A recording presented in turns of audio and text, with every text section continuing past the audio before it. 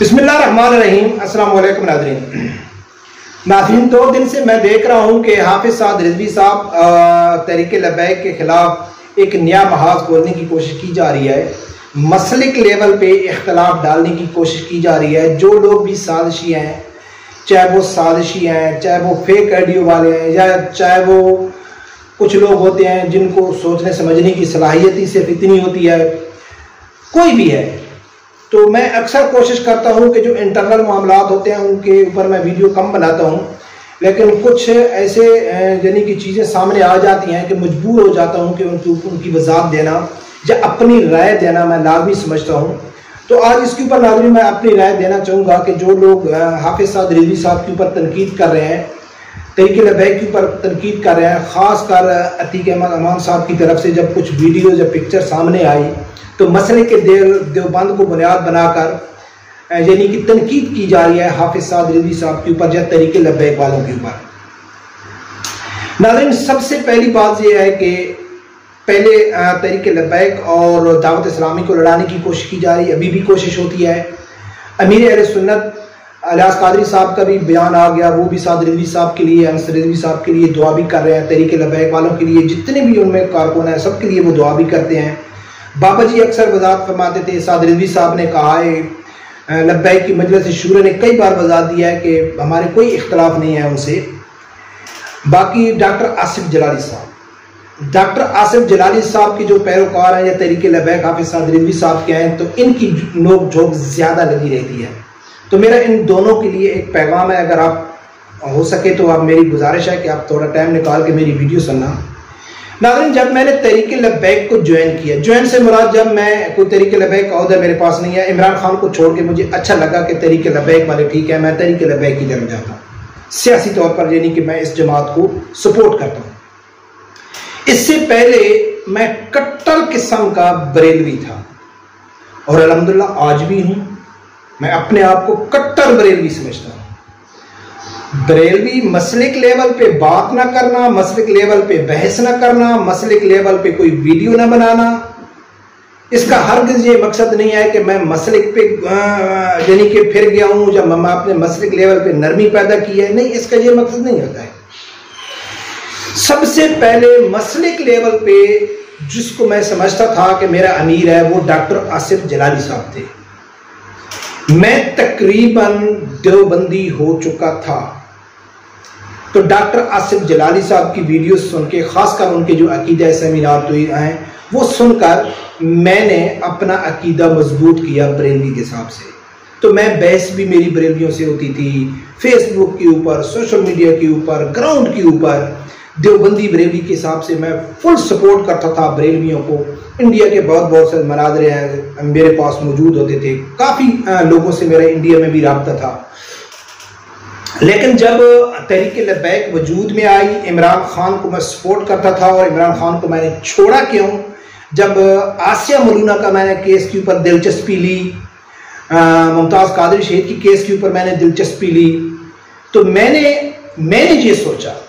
आप भी अपनी राय दे सकते हैं, मैं भी ये सोचा कि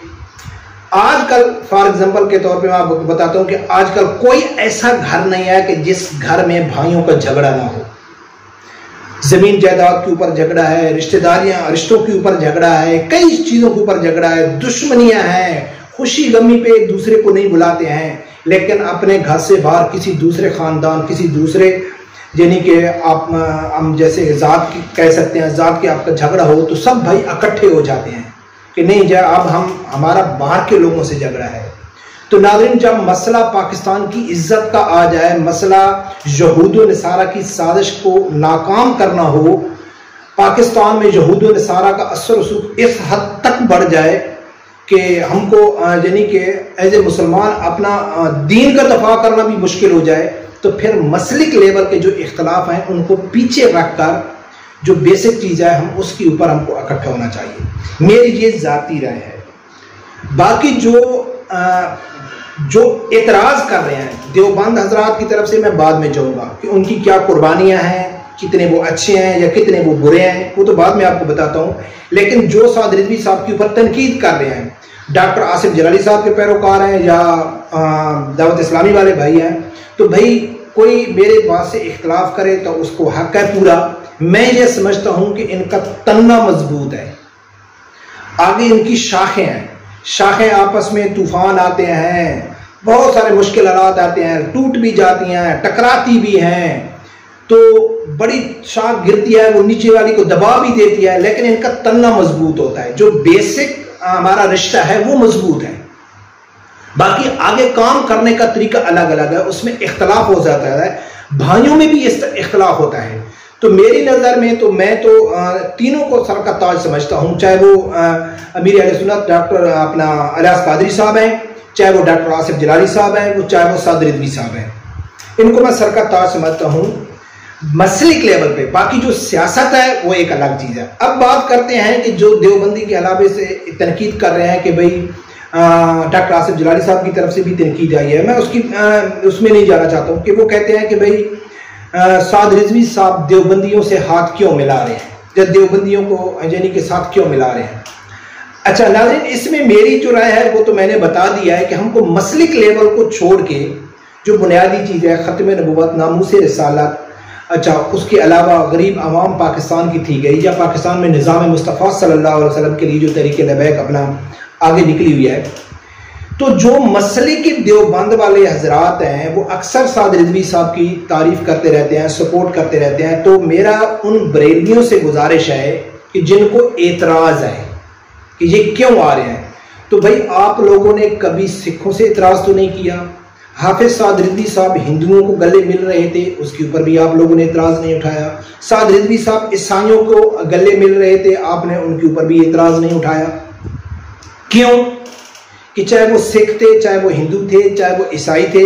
वो साद रिजवी साहब के जो मंशूर है उसके साथ खड़े हैं, साद रिजवी साहब का जो बयानिया है उसको सपोर्ट कर रहे हैं। तो जो मसले के देवबंद के हजरात हैं वो साद रिजवी साहब के बयानिया को सपोर्ट कर रहे हैं, साद रिजवी साहब का जो मंशूर है, उसका जो मकसद है, उसके साथ इत्तफाक कर रहे हैं, तो उसके साथ जुड़ रहे हैं।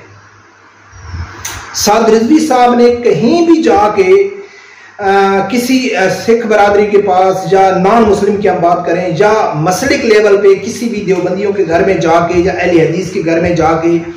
कभी साद रिजवी साहब ने ये नहीं कहा है कि आप हमको सपोर्ट करो, हम कोशिश करेंगे कि या रसूलुल्लाह का नारा नहीं लगाएंगे, हम कोशिश करेंगे कि भाई मसलिक लेवल पे बात नहीं करेंगे, ठीक है, ऐसा कभी उसने नहीं कहा। साद रिजवी साहब ने एक बयानिया दिया, एक उसका मंशूर है, उसने अपना मकसद बता दिया कि मैं किस मकसद के साथ ले आया हूँ, और जो मसले के देवबंद वाले हैं वो उसको सपोर्ट कर रहे हैं, उसका साथ दे रहे हैं। तो मेरे ख्याल में किसी को एतराज़ नहीं होना चाहिए। बाकी नाज़रीन, जो लोग एतराज़ कर रहे हैं, जैसा कि मैं बोला डॉक्टर आसिफ जलाली साहब की तरफ से, डॉक्टर आसिफ जलाली साहब मसलिक लेवल पे वो बहुत अच्छा काम कर रहे हैं, सियासी लेवल पे वो नाकाम है। उसने जमात भी बनाई लेकिन उसको खातिर खा कामयाबी नहीं मिली, लेकिन फिर भी वो अपने आप को सियासी भी समझते हैं, तो उसने अपना एक सियासी बयानिया भी देना है। तो इससे ज़्यादा मैं उसके ऊपर बात नहीं करता हूँ, लेकिन जो ज़्यादातर तनकीद कर रहे हैं या तो वो साजिशी लोग हैं, यानी कि इनको लड़ाना चाहते हैं, क्योंकि जो सबसे बड़ा दुश्मन होता है ना, जब वो देखता है ना कि यार मैं अपने इस दुश्मन का कुछ बिगाड़ नहीं सकता हूँ। नबी पाक सल्लल्लाहु अलैहि वसल्लम के दौर में देख लो कि किस तरह यहूद व नसारा की साजिश थी मुसलमानों को तकसीम करने की, इसी तरह से आम हालत में भी देखा जाता है कि जो किसी का दुश्मन होता है देखता है यार ये मेरा बड़ा दुश्मन है, लेकिन मैं एक ताकत के जरिए या किसी तरीके से मैं इसको ज़ेर नहीं कर सकता हूँ, तो वो क्या करता है कि उन ख़ानदान में आपस में दुश्मनियाँ पैदा कर देता है। और ज़ाहिर है जिस ख़ानदानों में आपस में दुश्मनियाँ पैदा हो जाएँ तो वो कमज़ोर हो जाते हैं, लेकिन जो समझदार लोग होते हैं, जो ख़ानदानी लोग होते हैं, तो जब भाइयों को या ख़ानदान में उनकी दुश्मनियाँ होती हैं तो वो खूब तरीके से निभाते हैं, लेकिन जब बात मुखालफीन की आती है, घर से बाहर आती है, ख़ानदान से बाहर आती है, तो फिर वो इकट्ठे हो जाते हैं कि भाई जो हमारी दुश्मनियाँ वो ठीक है, हम अपने इख्तलाफात बाद में ठीक करेंगे, अब इसके साथ पहले निबड़ना चाहिए कि जो हमारे खिलाफ साजिश कर रहा है। तो मेरे ख्याल में चाहे देवबंद से तल्लक रखने वाले हैं, चाहे दावत इस्लामी वाले हैं, चाहे कोई भी हैं, तो मैं ये समझता हूँ कि इस टाइम जो हमारी इस टाइम जंग है वो यहूद व नसारा के साथ है, यहूद व नसारा के जो गुलाम हैं उनके साथ है, मगरिब एजेंडा जो पाकिस्तान में लेके आया है उनके साथ है, जो कादियानियों पे जा रहा है उनके साथ है। तो लिहाजा मेरी गुजारिश है कि आपस के इख्तलाफात को बेशक ना भुलाओ, लेकिन यार कुछ टाइम के लिए साइड में रख लो। जब बात मसलिक लेवल पे आए तो खूब एक दूसरे का दफा करो। आपके पास दलील है, एक दूसरे को दलील दो, एक दूसरे को कैल करने की कोशिश करो। कभी हमने ये नहीं कहा है कि मसलिक लेवल पे इख्तिलाफ नहीं होना चाहिए। मैं तो साथ में नहीं हूं, जैसा कि तारिक जमील कहता है कि जी मसलिक लेवल पे इख्तिलाफ नहीं होता है। भाई यही दीन का हुस्न है, हर आदमी अपने अपने दलील देता है, अपने अपने उलमा कराम अपने अपने अकाबरीन की वो दलीलें देता है कि हमारे अकाबरीन बहुत अच्छे थे, हमारे बहुत अच्छे थे, हमारे अकाबरीन का यानी कि इल्म के ऊपर काफी होल्ड था, इनको होनी चाहिए। तो बरकत नाज़रीन, ये साजिशें होती हैं और इंशाल्लाह ये साजिशें तहरीक लब्बैक को कमजोर नहीं कर सकती। रब्बे परवरदिगार से यही दुआ है कि अल्लाह ताला मेरे सुनने हर आदमी को हक सच सुनने की और उसके साथ खड़े होने की तौफीक अता फरमाए। अल्लाह।